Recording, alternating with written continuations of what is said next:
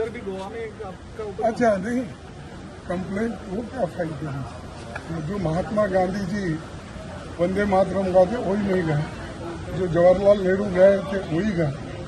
अब तक 18 साल तक उन्होंने जो गाया या जो उनकी सेंट्रल गवर्नमेंट वाजपेयी ने जो गाया वही गाया, और 12 साल तक इन्होंने चीफ मिनिस्टर होकर अब तक जो गाया वही वंदे मातरम गाया।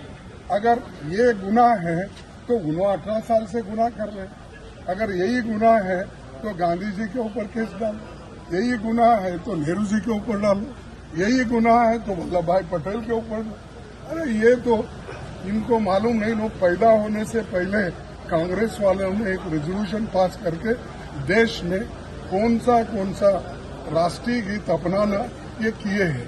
तुम जो बोलते वही राष्ट्रगीत, आप जो कहते वही होगा। कल के दिन दूसरी सरकार आएगी, वो अगर कहे वही होता है।